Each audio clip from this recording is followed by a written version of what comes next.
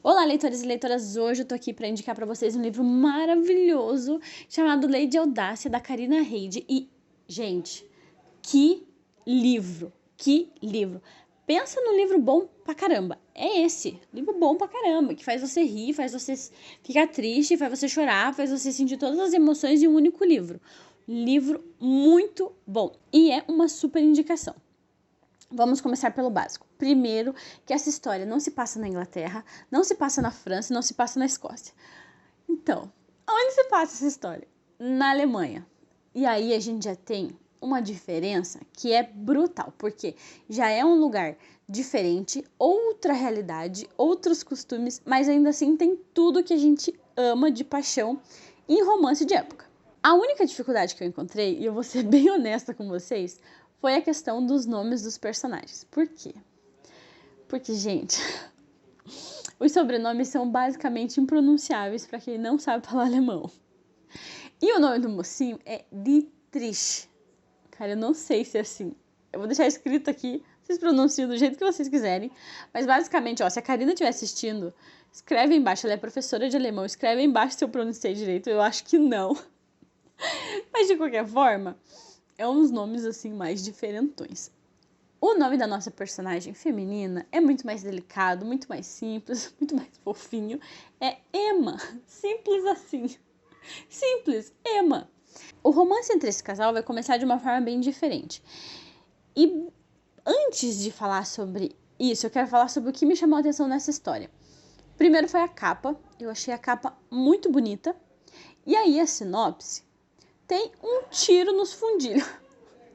O mocinho leva um tiro nas suas partes íntimas, e nesse momento que ele leva um tiro nas suas partes íntimas, boa parte da história se passa tentando entender tudo que ele perdeu ali, entendeu? O que ele perdeu e o que restou. E basicamente, a gente vai passar uma parte da história com ele tentando provar que ele ainda é funcional, que ainda sobe, que ainda dá para fazer uso, sabe?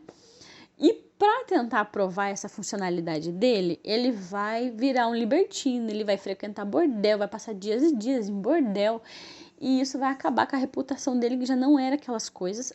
E aí ele leva esse tiro na guerra. Ele volta da guerra, ele é um duque, né? E a Emma, ela é uma mocinha que foi criada perfeita. Não, é sério, ela é perfeita. A única imperfeição dela, e nem sei se dá pra dizer assim, é o fato de que ela tem asma. E dada a época em que o livro se passa, basicamente a asma era um atestado de óbito. Se vocês pararem para pensar, aqui no Brasil, na época em que nós vivemos hoje, a asma ela já é quase um atestado de óbito para algumas pessoas em algumas realidades. Então, imagina naquela época. Acho que tem algumas coisas que eu não posso deixar de comentar sobre a Emma, que é o seguinte. Essa personagem, ela tem asma e ela tem esse problema, e ela descobre ainda na infância, e o que o médico passa para ela é, ó, você não tem pulmão, então você não pode correr, não pode cavalgar, não pode andar, não pode pegar sereno, você não pode nada, e você inclusive não pode se casar porque você não vai poder ter filho. Basicamente o médico fala isso para ela. E naquela época as mulheres eram feitas para quê? Casar e ter filho. E ela não pode casar e não pode ter filho porque o médico fala que se ela tentar ter filho ela vai morrer. Então, ela cria planos na vida dela para ser uma pessoa diferente, para ter um objetivo. E dentre esses objetivos que ela tem, um dos objetivos dela é viajar até a África e virar ilustradora de um grupo de pessoas que está fazendo um... Ai, eu esqueci a palavra, mas é um grupo de pessoas que está indo desbravar a África, conhecer novas plantas, novos animais, etc. Ela quer ir junto e basicamente esse é o objetivo de vida dela. E aí a gente tem as três irmãs, que são a coisa mais maravilhosa que eu já vi. Um exemplo perfeito de sororidade. Elas são unidas, elas têm um vínculo, elas têm uma conversa que é só delas, elas se comunicam por sinais, por olhares, elas têm assim elas são reais. Eu acho que você falar isso, que são reais, é como você dizer que o livro é perfeito, que a história é incrível, porque se você chega a acreditar que aqueles personagens são reais, a autora realmente conseguiu atingir o objetivo, que foi te levar para um mundo diferente, acreditando que aquilo é uma realidade. E esse lance com as irmãs rola um esquema com um livro. E vocês sabem que eu tenho um tombo, não é uma queda, é um tombo por livro dentro de livro, né? Então, vocês já sabem que eu amei essa história, não só por essa questão, mas por todas as outras que eu já comentei aqui. E essa história, eu ainda nem... Ó, pra vocês terem uma ideia, tudo isso que eu falei tá na sinopse. Eles vão se conhecer de uma maneira muito incrível, porque o Duque vai estar sendo forçado pela mãe a encontrar uma pessoa na vida dele, porque a mãe dele não aguenta mais essa situação dele querer provar a masculinidade dele a qualquer custo. E aí ela vai tentar encontrar uma pessoa para ele e ela começa a dar bailes, fazer piqueniques, convidar pessoas pro castelo deles e etc, porque ela quer que ele conheça alguém. E o Duque vê na nossa Lady Audácia, na Emma, uma pessoa para afrontar a mãe dele, porque ela não é nem bonita nem feia, ela é burguesa, não é nobre, ele é um duque, então ele resolve chamar ela para dançar. E essa dança vai definir tudo, porque essa dança vai ser assim espetacular. Uma coisa que eu amei nesse livro são os diálogos, que são muito bem feitos, assim, muito bem escritos. E que dão esse tom de realidade, sabe? Que puxam você, que colocam você naquela realidade e falam, tá vendo? É tudo real. E você, tipo, ai, um dia isso aconteceu. Um dia essas pessoas existiram. Né? Essas pessoas hoje existem lá no meu mundo imaginário, né? Que eu tenho uma Londres imaginária, onde todo mundo vive. Daqui a pouco eu vou criar uma Alemanha imaginária também, se essa autora continuar escrevendo.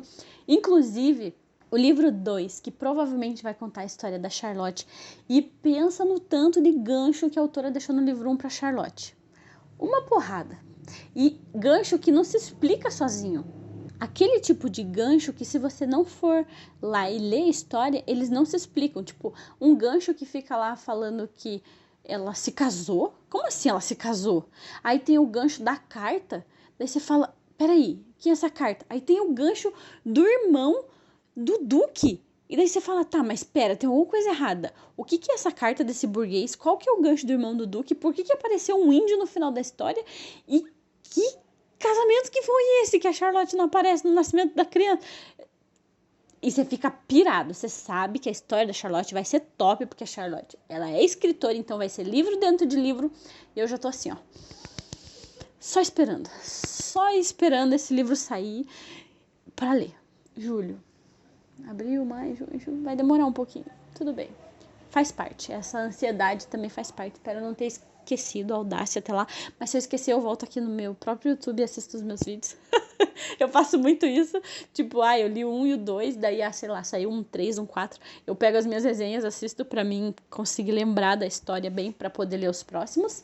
E é isso. Se você não deixou o seu curtir ainda, faz favor, tá? Ajuda o meu canal. Se você não se inscreveu, faz favor de se inscrever, ajuda o meu canal. Porque 80% das pessoas que assistem não são inscritos e eu não sei porquê, tá? Então, eu sei que você já assistiu um monte de vídeo e você não se inscreveu ainda, então faz favor, se inscreve logo, tá? Pra não perder o resto dos vídeos. Faz favor. Um beijo pra vocês e até o próximo vídeo.